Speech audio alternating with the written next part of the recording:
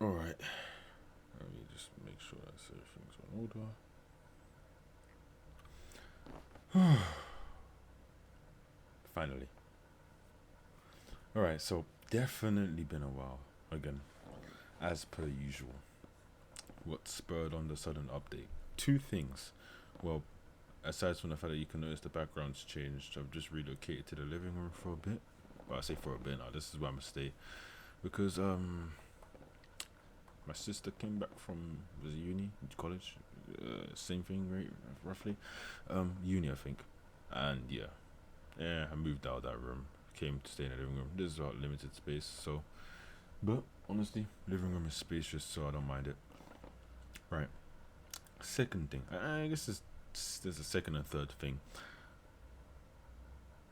Second thing is the recent event that came out of Nikkei. So today I'm not going to be talking about nothing related to real life, like political stuff or just other worldly issues. I'm going to talk about games, or rather a game specifically. Um, Goddess of Victory Nikkei, my favorite game when it comes to just story content as a whole. When it comes to stories from games, Nikkei is by far my favorite. Um, when it comes to the fusion of gameplay and story, so how does it function as a game and a story? Like the perfect fusion of the two, my opinion. Wuthering Waves by far, like just hasn't been beaten by any other gacha game I've played personally since. And I've played Genshin on launch. I've played Honkai Impact on launch back in 2018. I played I've played Fate Grand Order, but like I played I played Blue Archive as well. Um, any others? There's probably others, like one or two I forgot about because I can't keep track of every single game, you know. Oh, Zenizin Zero as well. Yeah, just so far, Wuthering Waves trumps all of them. But like that's my two categories for that. Now back to Nikkei, Project Matisse. That came out of nowhere, at least from my perspective. I don't really keep up with the news of the game. I just wait for the content to drop, and then it drops, and I play it. That was just absolute cinema. That event that came out of nowhere, but dropped so much lore, and I look at it all, and I go, right. I think I understand it now. How Suyin ended up the way she is, and amongst other things, the formation of Matisse, which is very important. But despite the fact that Matisse is the one that's supposed to be taking center stage, Laplace was only really introduced at the end, and I mean the previous Laplace. I guess it's just a spoiler one to that, but who the hell is watching this and hasn't? Well, whatever. Like Matisse is supposed to be taking center stage. Hell, Suyen takes more center stage as well. Like in general, just I guess you could say protagonist of the event. I guess it's definitely Suyen, but the one I had my eyes on the entire time, the moment she stepped into the room, Jien. Just ooh, ooh, ooh. Now, aside from her being really, really hot, really, really fucking hot, like in this game, not many characters come close to her. Not many, didn't say all. No one's gonna beat Marianne and Cindy for me, and there's a few others that I'm just not thinking of. But like, Jien is up there for me. Not just in looks. I said aside from that, when she was introduced, I guess she was mentioned first. There was the whole situation with Uni, which I don't feel bad about. She got a bunch of innocent people killed. People seem to conveniently forget that part. Like, what do they do to people in our life, like in real life, when they commit like? And the thing is, it's not like she killed one person, two person. She got a bunch of people killed. Like, death penalty exists, but like death is too easy. Honestly, I feel like death is too easy for these for people sometimes. And I understand Uni's position and everything. We've understood for a long time, but my sympathy kind of died when she did that.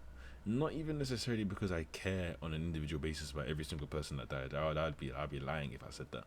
It's the principle behind it. You can't have a society when people decide on of their own volition to act out and do stuff like that. You just can't have it. So hearing Jien was gonna do something to her, and then seeing what happened to her, I was like, damn, that's crazy.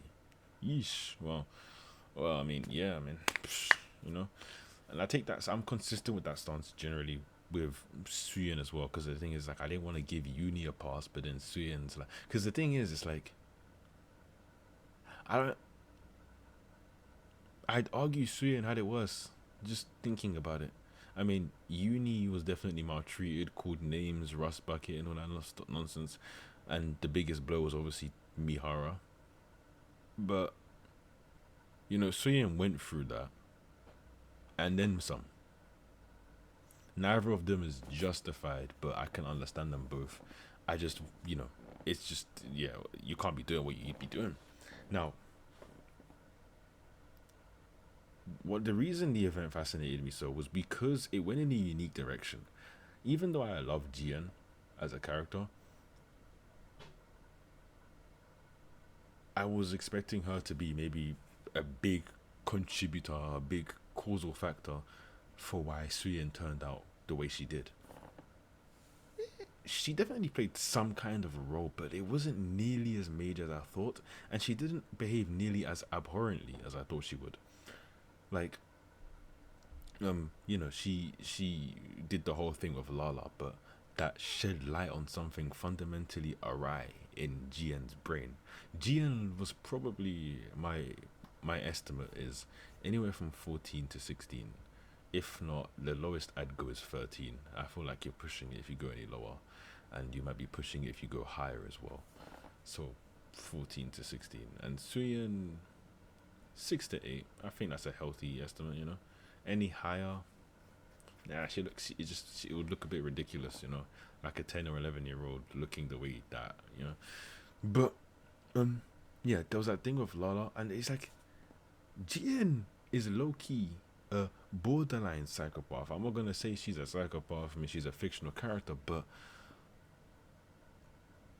that's some real psychopath shit, because there's movie psychopaths, but then she's like one of those characters whose your intent wasn't to create a psychopath necessarily in mind, but by just writing her naturally, you basically made a psychopath. And then there's obviously Enmei, who the deadbeat dad. Like, Jesus, what's with these CEOs being horrible parents? Like, Jesus. But yeah, aside from the lawless shit, she was in her own way trying to help Suyen, which was kind of crazy. Of course, Suyen was stubborn and didn't want to believe it, so it's like whenever things went badly, it was like, yeah, she's a naive kid, but Jesus Christ, if you just listened. But it's the only thing you can really say in those cases. Children are like that. But, deeper than the surprise was a recognition of the type of character I like in stories. Morally great characters. Because even with this revelation, it doesn't change the fact that Jian, being the psychopathic woman that she is, has done some pretty questionable things in the pursuit of her interests. I mean, the casual taking of someone's brain and turning them back into a Nike, experimenting the memory wipe thing on them. I mean, she wasn't even a spy, right? And you like, considering Jian's a very smart girl, while she wasn't behind that incident whatsoever, she definitely had the inkling to understand, yeah, father's probably capping out of his ass. And well, she did what she did anyways. But aside from that, again, there's Neon. I wasn't the biggest fan of that at first, but seeing as there was a very good outcome, I was kind of like, I'll let that one slide. Yeah, sure. But it's like, the thing is that focus on morality for a second. Morality is a very useful tool that humanity has invented to maintain order and to bring people together and to, I guess you could say, even restrain themselves. Without morality, humanity would just end up killing itself, in a sense of the wars already happen, but without morals, more people on an individual basis would just go acting out of control. However, it is important to remember that morality is still just a tool. It doesn't truly exist, and Morality is decided upon by the consensus of the most powerful people around. You know that in many cases the government, or I can say consensus in general, but regardless of whether the public sees something as good or bad, the government's going to do whatever the government's going to do. So that's why I just don't bother to really include them. But someone who tries to, like, who makes their morality their identity, they live by their morality, there's a problem with that because of how not absolute the morality is. There's going to be a time where the way you live your life is going to betray you, and when that time comes, well, I just hate to be I'd hate to be that person in that situation. When, for example, what's morally right to do and what you need to do don't often align. Sometimes there is no moral choice in it. There's no true moral correct thing to do. If morality is decided on consensus and consensus says this is bad, then this is bad. However, what if that bad thing is the thing you need to do to save a life? Trolley problem. Some people act like it's a difficult thing. You just pull the lever, kill one person, save the rest. There's no time to hesitate to start, oh, but what if I can? No, no, no. I mean, I have a more utilitarian mindset surrounding just things in general, so it's easy for me to make the choice and say this is what you need to do. However, I think I think what people should be doing, rather than morality being your identity, you use morality as kind of like a guiding post. Morals and ethics dictate or help you, you know, decide things, but they don't become the thing that actively decides for you. With the help of morality, you decide you'll do this, you'll do X or do Y. But morality doesn't dictate that you're going to do X or Y, because there's gonna come a point where you can't even save the life you want to save because of that. I'll give an example. Even hell, some people think it's the morally correct thing to do to import a bunch of illegal migrants, or just migrants in general. I think it's fine to have migration, but there is a point where you kind of need to slow that down or even reverse it if it's not benefiting the country. But for some reason, some people want to be charitable. They want to spend money they don't have. It's effectively they're cashing a check, like they're cashing it all in. They're not gonna have to actually reap the consequences, of their actions. But they'll happily consign away someone else's livelihood and safety and stuff like that. The morally correct thing to do is actually the inverse of that, but it doesn't sound pleasant, and so there's a bit of a contradiction there in some people's minds where they find themselves unable to act or just making the wrong choice because of this morality that they've made their entire identity. Again, that's why I love characters like Jien, because characters like her, they are perfect for doing things that certain other characters, especially a protagonist who's a superhero, lawful good type, maybe neutral good, it doesn't really matter which alignment, as long as it's pointing north. They're the type of characters who will do what needs to be done, but they'll give you the air of someone who you maybe can't trust or should be careful around them, but they are still trying to benefit you. An example is Otto Apocalypse. Now, he's way worse than GN in terms of what he's actually done. Way worse than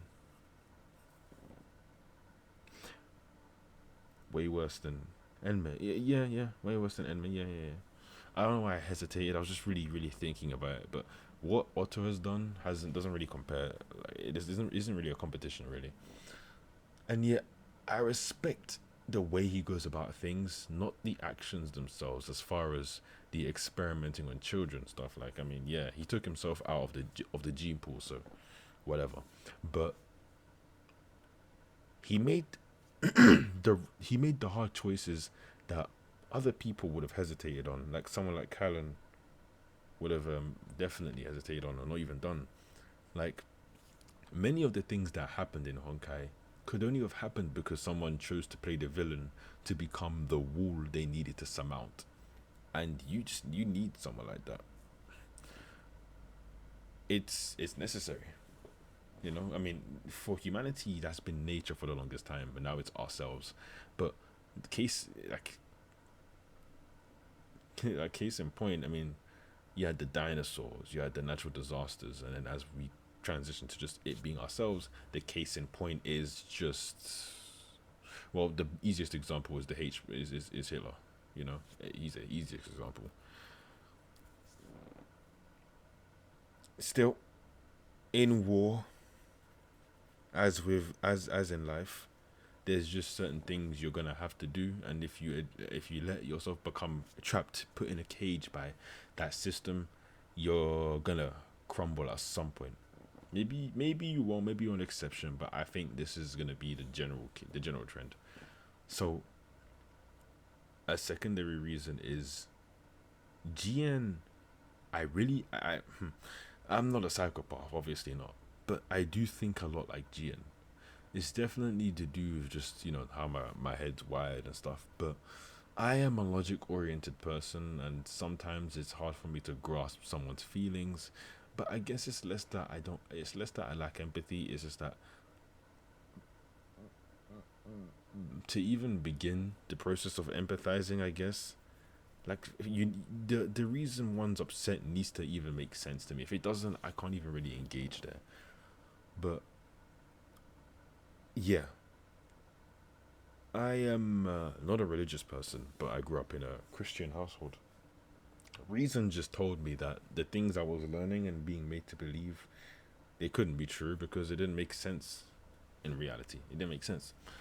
I'm not going to delve into all of it, but um, that aside, that being one point in a graph, my tendency to try and logically dissect things all the time and all that kind of crap, it's kind of put me at odds with, people, certain people in my life, Sometimes people think I'm being a smartass, and I'm not. It's just the way I think, think about a situation. I want to just tear it down, break it down to components, and really examine everything. But that's sometimes you're not being asked to think. You're being asked to just comply, and I don't like that. Um, logic is something that doesn't change based on human perception, which is why I love it. You know, 5 plus 5 equals 10. Now, the name we've given to the amount that is five, the concept of five, can change, but based on human perception. But what doesn't change is that when you have five things and you have another five things, you have 10 things. You know, that's the basis of why I like it. That's where it all starts. And because Jien is a character who I'd be able to trust Jien a lot more than I would someone like Liverin, and it's not even close. The thing is that characters like Liverin, and I'm saying this specifically because I don't just mean Liverin, but people like her who can, anyone that's not Jien really, there's a chance they'll be held back by fear. Humans are all around unpredictable. It's when it comes to certain extremes. But um, with someone like Liverin, it's like they mean well, and that's precisely the problem. They don't mean to be villains. They don't want to be evil. So, in the moment, you kind of feel sorry for them. Maybe I did feel sorry for her when we first met her, but that quickly vanished. I think it vanished for everyone. But you feel sorry for her or characters like her, and you believe they have good intentions, but because they're so scared of X or Y thing or something else happens, they can easily just turn around and stab you in the back. This isn't to say GN couldn't have done something like that. I couldn't do that to someone, but she's a lot less likely to, just based on reason. The thing is with characters like Liverins that they don't follow reason, they just follow I feel like this and thus I'm gonna do this. You can't predict that in advance, so it makes them a wild card that you can't really properly model because your model doesn't account for something they just end up spontaneously doing. It's yeah, characters like her would mentally stress me out because modeling their behaviors and predicting them can maybe work, but it can easily just get thrown out of whack because she got scared one time. Jien has been someone that plays a bit of an antagonistic role in Suyen's life. Not as large as Enmei, which is. Hmm. Oh, actually, no. On a meta level, only we really know that she's the antagonist. Like Enmei is the antagonist. From Suyen's perspective, that's the person that gave her hope and whatnot. But he's a villain. But at the end of the day, the one who's pushing Suyen is her sister, Jien. You know, by making her scared and making her think that her position could get taken away, she gets her to innovate. Because at that point, I think everyone could see that no matter what, she was adamant about not using the designs that she had for Matisse. She needed to use it, and talking to her did not work. Maxwell tried that, so you had to get Gian. But and then after Gian did what she did, she just pieced out. I really want to learn more about Gian. Like, generally, what was her life like before Suyen, and who's her mother? What's that? What's the relationship there? Is the mother even important here? Um, Project AD, what's her role? Now, obviously she was an MMR, so she wouldn't know, I guess. But the deep sector, but like I want to know what she specifically did, if she did anything at all. And well, I mean that's about it, really. And I'll go back to the first point. She's hard as fuck. I'm just being honest. She's hard as fuck. But again, I really, really look forward to the rest of the, because the event's not even over. I really look forward to the second part of the event, you know. But I have a feeling we're gonna focus more on Matisse, you know, the squad, and maybe Drake will join. I'm not sure, but we're probably gonna focus more on that. But considering Project Matisse takes place at least maybe what 60 or so years before the main story, there's a large time gap, and so many different things could happen on the fast track to getting Matisse assembled and formed as a team. Like I'm wondering what the hell changed Maxwell's mind and made her go, you know what, I'm gonna become a Nike, because she was so vehemently against it. Like it was funny playing this event, knowing what happens in the future. It's always funny when you know what's gonna happen in the future. When characters say certain things and you're thinking, yeah, in the future you're gone. In the future you gone. Yeah. This was better than my first run. I actually made a video like this before, which was 30 minutes. I ended up talking and talking and talking about stuff. I don't remember. It was about 2, 3 days ago. I got a new mic, which is partially why I really wanted to get this recorded. I think though, I like just talking and speaking my mind out. So purely because of that, I'd probably just keep doing this same format for a bit. But learning how to edit is definitely a priority. To be honest with you, of all the things, I'm waiting mostly to just get medicated. I need the meds, bro. I need the meds. That ADHD ain't going away anytime soon. I don't think I have too long left until titration, but I do need to buy a heart monitor just in case. Fuck. I was gonna buy that before, but then I completely forgot somehow. Like I don't even know how that one specifically got forgotten. But you know, what it is what it is. I definitely want to talk more about the stuff I enjoyed in games though, and just stories in general. Really, Jien was such a spectacle that I just felt compelled to say something about her. If there's any key takeaways, honestly, it's that morally great characters are perfect because they can be complementary or even, I guess, antagonistic towards a main protagonist. But I personally find them more interesting when they're complementary, you know. But aside from that, is that aside from her, you know, Gian being complementary to any kind of character who would adhere strictly to good, there's also just the fact that characters like Gian are free, or at least freer than people who don't understand what it is like they want, and what it is to, like, how to get there. And then lastly, there's just the fact that they won't be facing any conundrums morality wise. That's what I mean by free. It's like, obviously there's the shadow of that the father left behind. Yeesh. But because she's not bound by morality, She seems more like the type. She's gonna do whatever she wants to achieve her goals. Fortunately, her goals seem to be behind like getting the truth, which is why someone like Jien, you could definitely work with her. Like that whole deal Mihara made with Jien was interesting, but now I'm wondering if anything malicious is really gonna occur. I don't think so, but anyways, time will tell. Maybe we'll even get to see a little bit of war dress by the end, or maybe in hard mode, which would have to wait another week. Regardless, that's all I have for now. I want to just stop here because again, that stupid same tendency of mine to just keep talking and talking. Right, since I've done what I have to say, let me move my mic a little bit back. Actually, I'll do that afterwards. That's all I have for now. I look forward to whenever the next time I speak and yap about stories is. See you when I see you.